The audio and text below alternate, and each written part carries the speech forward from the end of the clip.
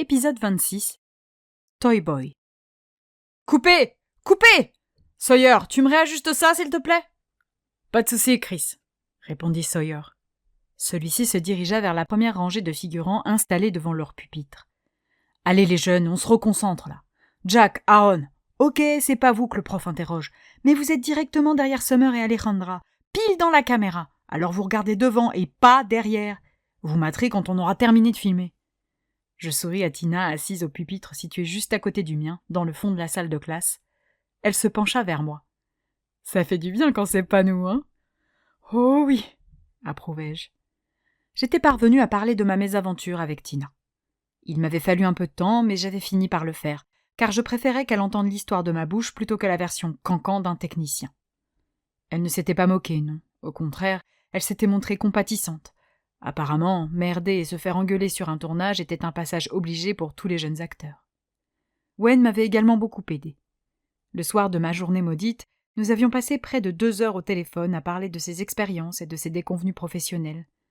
Il avait vécu pas mal d'épisodes gênants, et c'était rassurant de l'entendre se livrer en toute décontraction. Il n'avait pas peur d'abîmer son image de type brillant et assumait sans honte. J'avais pris une vraie leçon d'humilité. C'était donc requinqué que j'avais retrouvé les plateaux. Comme j'enchaînais les journées de figuration, il avait été facile de me remettre en selle, même si ma grande scène avec Noam occupait toujours mes pensées. « Bon, on va y retourner !» annonça le premier assistant réalisateur. « On est reparti. Silence, s'il vous plaît. Silence, là. Scène 27B, prise 6, marque C. » Le clap retentit. « Action !» Nous nous concentrâmes sur nos pupitres, une plume à la main, feignant prendre des notes sur un parchemin. Elizabeth Brennan, actrice chevronnée qui incarnait notre professeur de sortilège, traversa la pièce en faisant claquer ses talons sur le parquet. « Case! Kenoka !» s'agaça-t-elle en donnant un grand coup avec sa règle sur le pupitre d'une des concernées.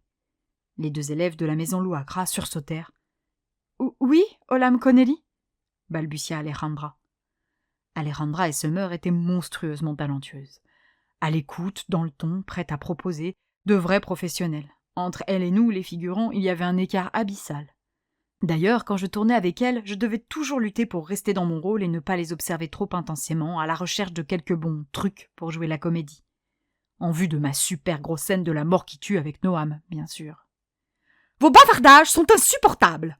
houspilla Elizabeth. « Puisque vous aimez tant discuter toutes les deux, vous viendrez tenir compagnie à messieurs Oshie et Kane vendredi soir, en retenue. » Elle désigna Noam et James qui étaient assis un peu plus loin et qui la fusillaient du regard. « Vendredi soir ?» se scandalisa Alejandra. « Mais c'est le jour de l'entraînement de Pelle Royala !» protesta Summer. Elizabeth Brennan afficha un sourire vicieux en se penchant au-dessus du pupitre de Summer. J'étais au bord de l'apoplexie. Trop de talents étaient réunis dans cette scène. Trop de talents !»« Justement !» asséna-t-elle, son regard planté dans celui de Summer. Elle maintint quelques instants la pression. « Et on coupe !» interrompit Chris. « Elisabeth, le sourire là, c'était parfait. Tu me refais la même sur la prochaine. On reprend d'ici 10 minutes. »« Merci », remercia humblement l'actrice en retrouvant son visage aimable. Elizabeth Brennan incarnait un Olam, le plus haut grade de la hiérarchie druidique dans le monde du chi, la crème de la crème des enseignants de Glendack. C'était un des personnages adultes phares de la saga, une femme intransigeante, mais juste. Enfin, juste, la plupart du temps. Quand il s'agissait d'avantager l'équipe sportive de la maison à laquelle elle était à la tête, elle osait tous les coups bas. C'était amusant car l'actrice n'avait rien à voir avec son personnage, et dès qu'on criait « coupé », la druidesse rigide laissait place à une femme souriante au regard tendre. Elle était belle, charismatique, et si modeste pour une comédienne possédant un tel parcours. Bon, j'étais peut-être un peu trop fan. 15 ans plus tôt, Elizabeth Brennan avait tenu le rôle d'une nounou magicienne dans un téléfilm de Noël pour enfants. J'adorais ce téléfilm que j'avais dû visionner un bon millier de fois, alors forcément, me retrouver face à ce personnage qui m'avait tant fait rêver petite fille me rendait toute chose. « Tu as l'air de bien aimer Elisabeth » s'amusa Tina. Je ne quittais plus mon actrice fétiche des yeux, fascinée. Oui, je l'aimais beaucoup dans Christmas Nanny. « Tu veux aller lui parler ? Tu vas voir, elle est super sympa. »« Hein ? Oh non, je vais pas aller la déranger. »« Tu fais ta timide » se moqua-t-elle. « Non, mais je saurais pas quoi lui dire. Elle a tourné dans une centaine de films, elle a 30 ans de carrière derrière elle. On n'a rien à échanger. » Tina quitta son pupitre. « Viens, tu vas voir. Tu nous prends la tête avec ta scène avec Noam. Je suis certaine qu'elle aura un conseil ou deux à te prodiguer. » J'hésitais une seconde à la suivre avant de me lever, tremblante. Je la rattrapais en 3 enjambées. Elizabeth Brennan s'était mise un peu à l'écart pour se rafraîchir. « Bonjour, Madame Brennan !» salua Tina. Elizabeth lui sourit. « Oh, Miss Thomas, bonjour. Comment allez-vous ?» Elle se souvenait du nom de Tina, une petite actrice qui avait prononcé 3 répliques en 2 tournages. C'était officiel, j'étais sa plus grande fan. « Ça va bien, merci, » répondit Tina. « Mon amie Daphné vous admire beaucoup et elle aimerait avoir quelques conseils. Vous voyez, elle tourne une grosse scène bientôt et elle angoisse un peu. »« Bonjour madame, j'adore tous vos films !» déclarai-je, un peu intense. Pathétique comme intro, mais je ne me contrôlais plus. Je comprenais soudain ce que ressentait Yue au Geek Expo. Elizabeth me sourit. « Ravie de faire ta connaissance, Daphné. Malheureusement, je ne pense pas être la mieux placée pour donner des conseils aux jeunes comédiens. »« Oh, moi, je crois que vous êtes la meilleure, au contraire !» Mes réactions de fan semblaient beaucoup amuser Elizabeth. « Voyons, les filles, vous êtes ici, vous avez passé les castings, on vous a choisi parmi des centaines de candidates. Le studio vous fait confiance, alors aucune raison que vous ne vous fassiez pas confiance. » Tina me jeta un regard signifiant. « Tu vois, je t'avais bien dit qu'elle était géniale. »« Mais, quand même, vous n'auriez pas quelques trucs à nous donner ?» insista ma coloc. « soupira Elizabeth, le nez en l'air. « Le meilleur conseil que je puisse vous prodiguer est de bien connaître votre personnage. L'individu est la base de l'histoire, c'est lui qui fait le film. Si vous comprenez votre personnage, ses émotions, son histoire, son caractère, ses sentiments, alors vous ne pouvez pas vous tromper. Si vous comprenez votre personnage, ses émotions, son histoire, son caractère, ses sentiments, alors vous ne pouvez pas vous tromper. » Tina et moi buvions ces paroles, bouche grande ouverte, hypnotisés.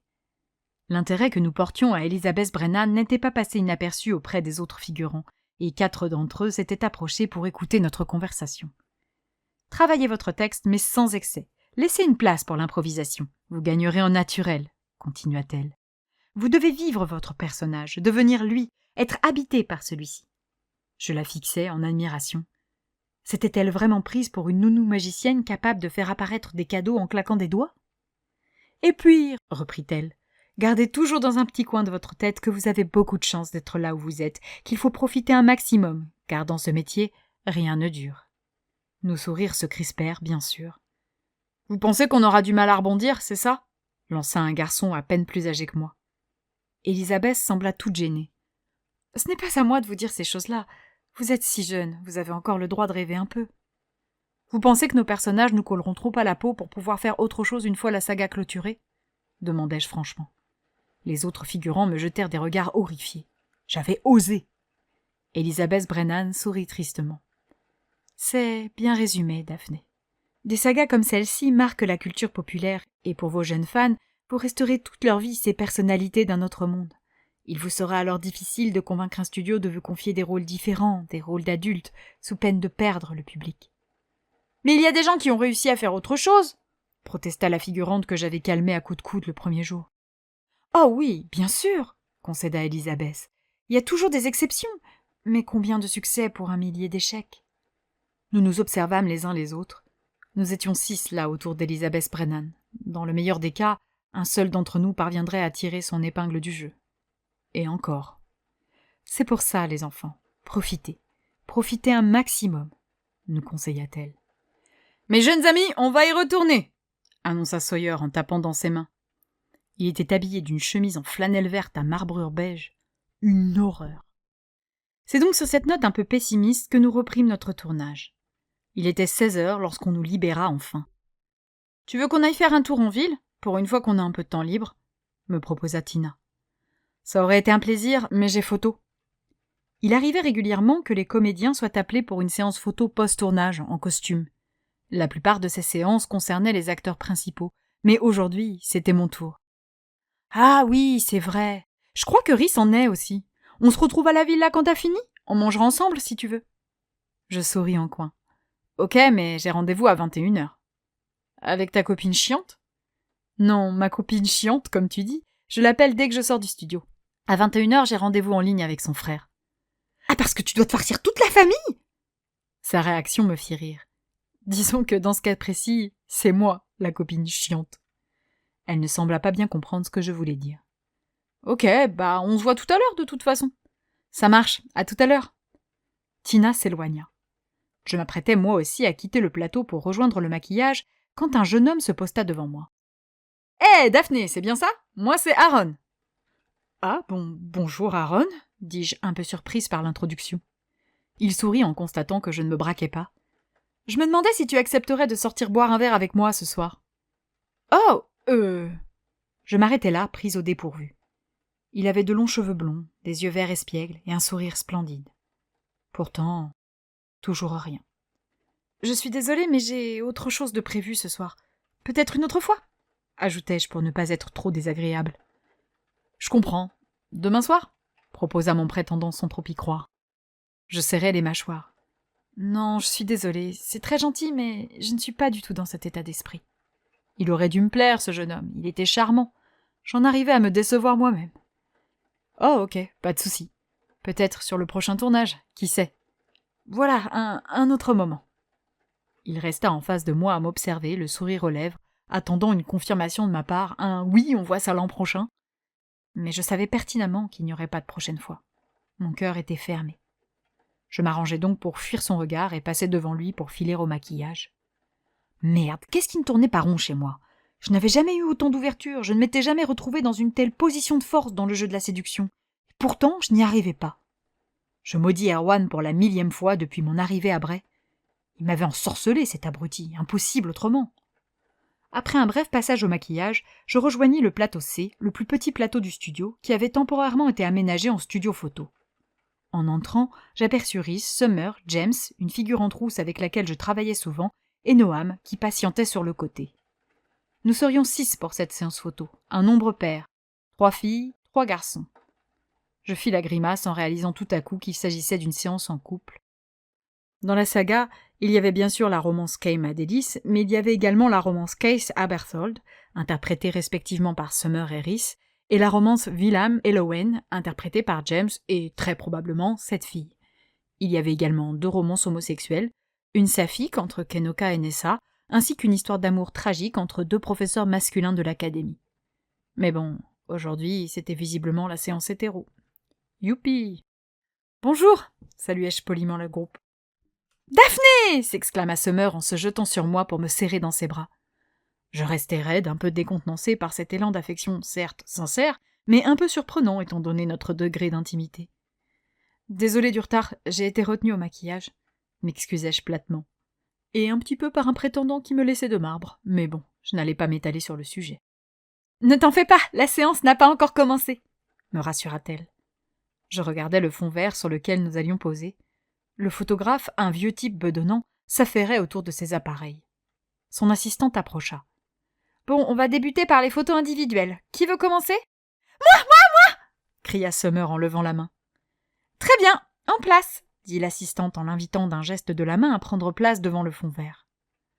Nous regardâmes Summer jouer avec l'objectif sous les « Oui, c'est bon ça, magnifique, tu es superbe !» équivoque du photographe. Ce fut ensuite au tour de Rhys de poser. Bizarrement, sa séance dura beaucoup moins longtemps que celle de Summer. James fut le suivant, puis ce fut au tour de la figurante avec laquelle le photographe reprit ses sales habitudes, mains légèrement baladeuses et commentaires équivoques. La fille gloussait, ravie d'être au centre de l'attention. Noam insista pour que je passe avant lui. J'allais donc m'installer devant le fond vert sans enthousiasme.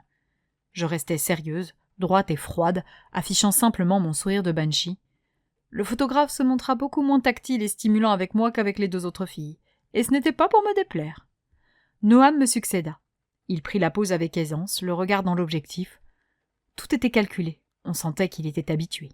« Bon, on va passer au couple. Daphné, tu viens ?» me rappela l'assistante du photographe. Je vins me positionner près de Noam qui était déjà en place, à une distance amicale. Le photographe prit 3 clichés. « Vous pouvez vous rapprocher un peu ?» nous demanda-t-il.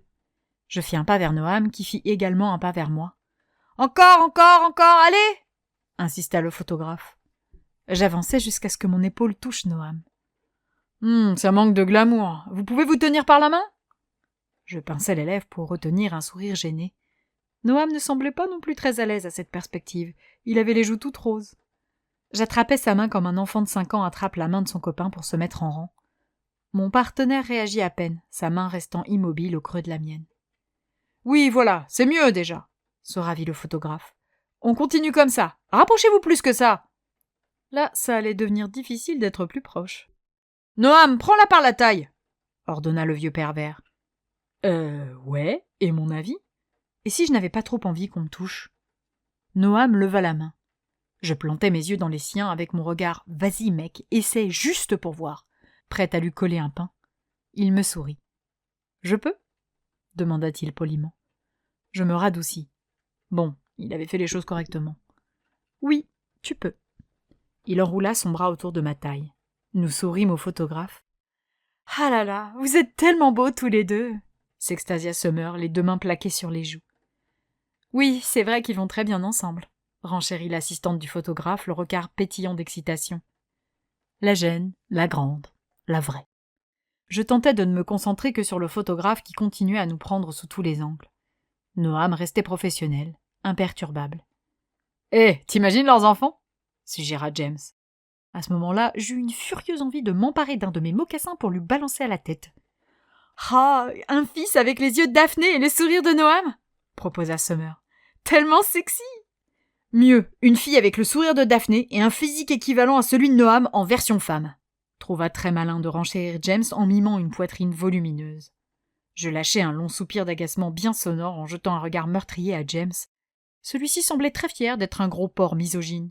« Bien le regard !» me félicita le photographe. « Maintenant, Noam, prends-la dans tes bras, les deux mains sur ses hanches. Daphné, pose ta main sur son torse, s'il te plaît. »« Je peux ?» demandai-je poliment. Pas de double standard, le consentement devait être mutuel. La question sembla amuser Noam. « Oui, tu peux. » Noam et moi nous retrouvions donc dans une position digne des pires clichés de couverture de bouquins à l'eau de rose. Lui me tenant par la taille, moi une main sur sa poitrine à le repousser dans une pose. « Je t'aime, mais je ne peux pas. » C'était d'un grotesque. « Noam, va pour l'embrasser. Daphné, s'il te plaît, lève le menton. Voilà, parfait. » Mon regard croisa celui de Noam, mes lèvres à quelques centimètres des siennes. Non, impossible, cette pose était nullissime, c'était à pleurer. J'éclatai de rire en m'extirpant des bras de mon partenaire. « Pardon, » m'excusai-je auprès du photographe. « C'est juste que c'est... ridicule, » compléta Noam avec un air entendu. Le photographe lâcha un soupir exaspéré. « Bon, on va faire les autres d'abord, on reprendra Délice et Kem plus tard, » conclut-il légèrement vexé. Noam et moi quittâmes le fond vert pour nous mettre sur le côté. Je croisai mes deux bras sur ma poitrine en observant Summer et Rhys prendre la pose avec bien plus d'aisance que nous. Et en même temps, personne n'était là à leur parler de leurs enfants. « Ça ne te dérange pas, toutes ces allusions, toi ?» demandai-je à Noam. « fit-il, ne comprenant vraisemblablement pas à quoi je faisais référence. « Ils sont beaux, c'est un couple parfait, ils sont faits pour être ensemble. Ça ne te pose pas de problème. »« On t'a choisi parce que tu m'allais bien, » me fit-il remarquer. Je me renfrognai. Sympa. J'avais l'impression d'être un pullover. « Non, mais... » Il leva les yeux au ciel. « Non, ça ne me dérange pas. Ça fait partie du boulot, du rôle. On est là pour bien aller ensemble. C'est ce que je veux dire. » « Ouais, enfin, de là à imaginer nos gosses... » Il se mordit la lèvre, songeur. Je lui jetai un regard en biais. « T'es en train de nous imaginer en train de les faire. »« Non, je ne me permettrai pas, » se défendit-il sur un ton qui trahissait qu'il mentait. « Mais disons juste que je ne trouve pas l'idée aussi répugnante que toi. »« Ce n'est pas les faire qui me répugnent, c'est les faire sortir de moi. » Il afficha un air satisfait.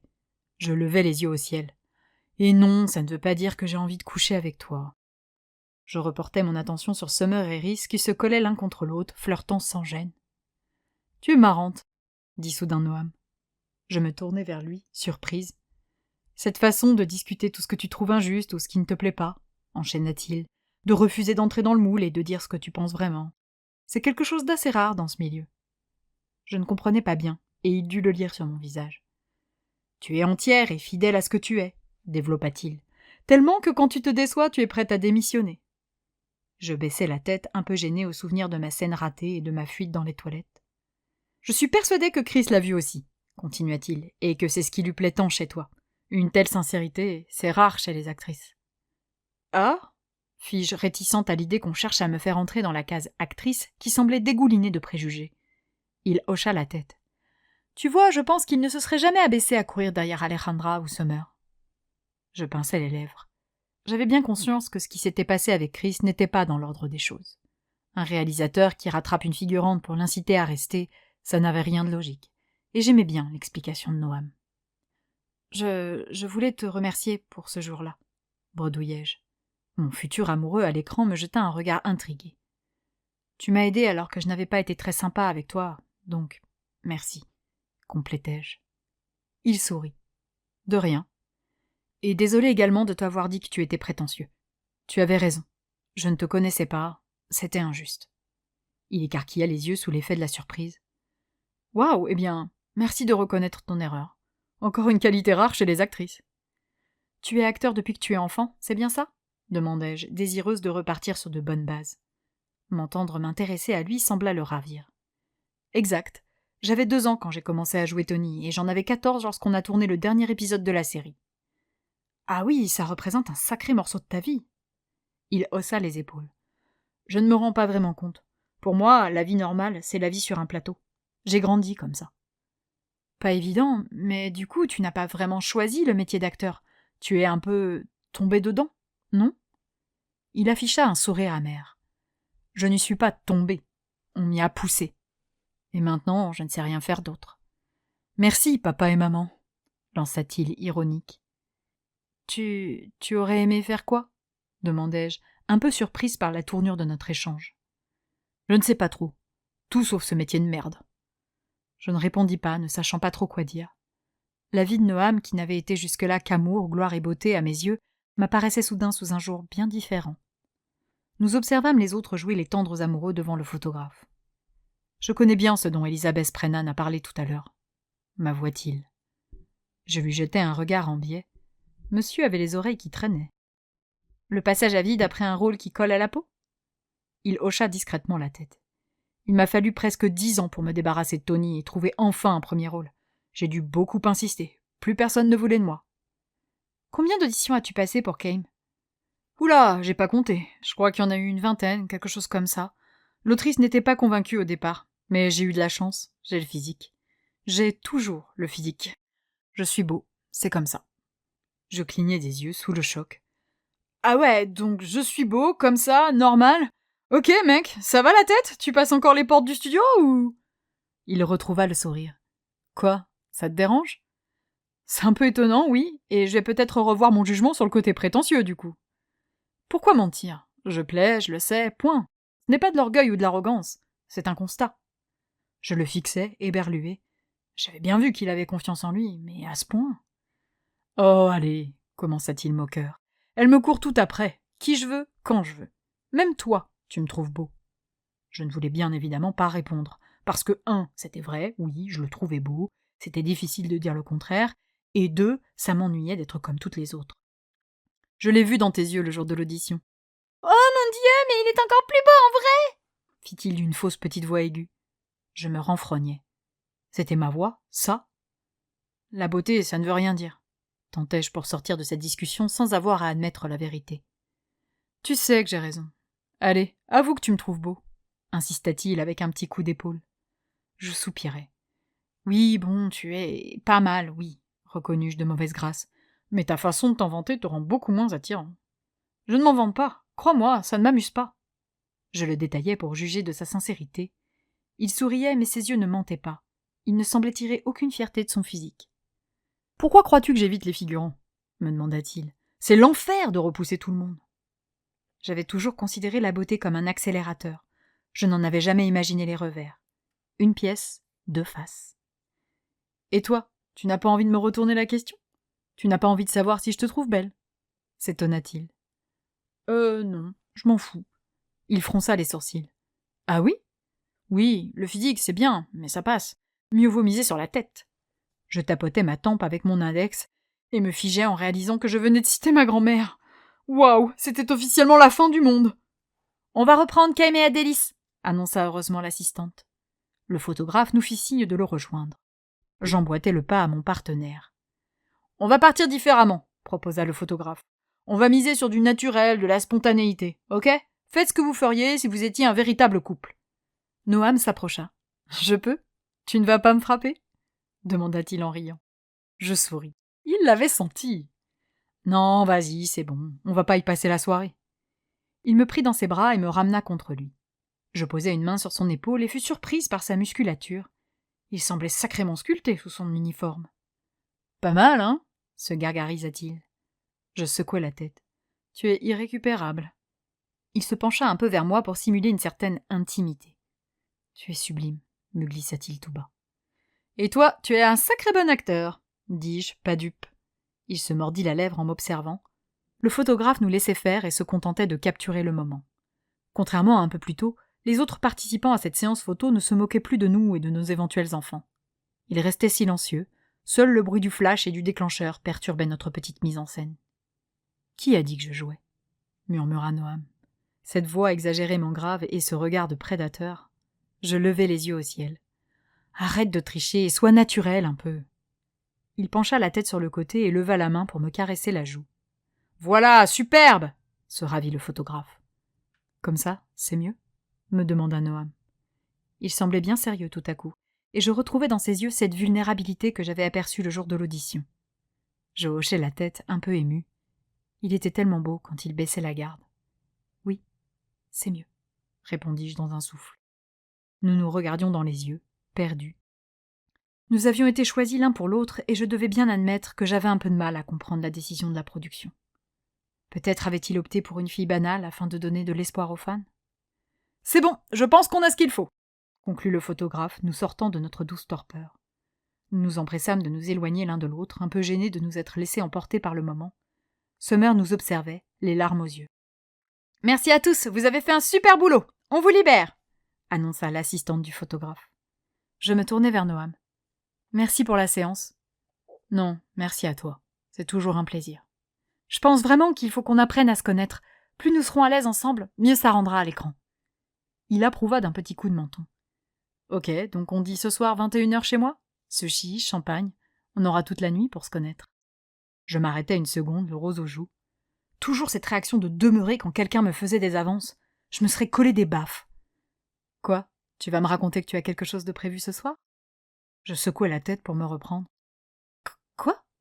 Il glissa ses deux mains dans ses poches, dans cette attitude désinvolte qui le caractérisait. « Tu vas me donner rendez-vous sur le prochain tournage, à moi aussi ?» Je laissai tomber ma mâchoire. Il m'avait entendu et conduire le figurant un peu plus tôt. « Tu es vraiment... » Je ne savais pas comment terminer ma phrase poliment. « Incroyable ?» finit-il pour moi. Je ris. « On va dire ça, hein ?» Il m'observa quelques secondes. Ses magnifiques yeux bleus brillaient intensément. « Des fois, j'aimerais être vraiment Kemoshi, » soupira-t-il. Je regardais ailleurs, dans la gêne. Noam était vraiment un très beau et très talentueux jeune homme. Je ne pouvais pas rester totalement insensible à ce genre de déclaration. Mais il y avait toujours ce blocage en moi. L'univers entier semblait me dire « Regarde, ce mec est fait pour toi, vas-y, fonce !» Et mon cerveau refusait d'intégrer la formation. C'était un peu déstabilisant. Je pris une profonde inspiration. Je vais y aller, on m'attend. Merci pour tout, Noam. On se voit lundi ? Il sourit en coin. On se voit lundi, oui. Bye. Après avoir salué les autres acteurs, puis remercié encore une fois le photographe et son assistante, je filai hors du bâtiment C pour rendre mon costume à l'habillage. À peine les grilles du studio franchies, j'envoyai un message à Yoé. De Daphné. Grosse journée, Noam Hemsworth me fait du rentre-dedans, ça devient gênant. La réponse ne se fit évidemment pas attendre. De Yoé. Les mecs, zéro respect. Il a une meuf, merde. De Daphné. Ils sont peut-être dans un couple ouvert. De Yoé. Faut vouloir être la troisième, quoi. De Daphné. Ouais, de toute façon, je suis toujours bloquée. De Daphné. Dès qu'un mec me parle, je me transforme en bloc de pierre. De Yoé. Et c'est parfait. Focus carrière. De Daphné. Exactement. De Yoé. Tu m'appelles quand tu rentres ? De Daphné. Yes, d'ici 10 minutes. Je fouillais ma messagerie pour reprendre ma conversation avec Wen. De Daphné. Hey, thème de ce soir, rebondir après un rôle de saga, possible ou pas possible ? Il ne lui fallut qu'1 minute pour me répondre. De Wen. Oh, un sujet délicat en perspective. De Daphné. N'est-ce pas ? Je compte sur toi. De Wen. Pas de souci, je bosse ça. De Daphné. Et en deuxième partie de soirée, quand les enfants seront couchés, Noam me cherche alors qu'il est en couple. Que faire? De Owen. Oh? De Owen. Il te drague ouvertement? De Daphné. C'était une approche détournée, mais c'était quand même un peu gênant. De Owen. Tu lui as répondu quoi? De Daphné. Je me suis arrangée pour esquiver. De Daphné. C'est délicat de rembarrer un tel mec, il n'a pas l'habitude. De Daphné. Et moi non plus. Le message suivant tarda à venir. De Owen. Il ne te plaît vraiment pas? De Daphné. Je t'ai dit, j'ai un problème, je bloque sur d'éventuelles relations.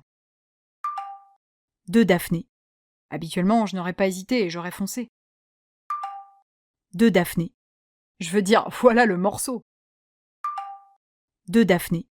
Il est grand, enfin un mec à ma taille, il a des yeux magnifiques et un sourire à tomber, il est gentil et talentueux. De Daphné. Tout le monde nous imagine déjà ensemble. De Daphné. Et pourtant, non. De Owen. Oh, ok. De Owen. Dommage. De Daphné. Après, j'ai pas non plus envie de lui dire franchement non. De Daphné. Physiquement, il est terrible, et j'avoue, dans d'autres circonstances... De Daphné. Ce serait trop oui. Je marchais jusqu'à la maison en scrutant régulièrement mon portable. Owen ne répondait plus. De Daphné. Un souci? De Owen. Pardon, j'étais dans le métro. Plus de réseau. De Daphné. Ah, ok. De Daphné. On se voit ce soir? Je vais appeler ta sœur, là. De Owen. Ok. À ce soir.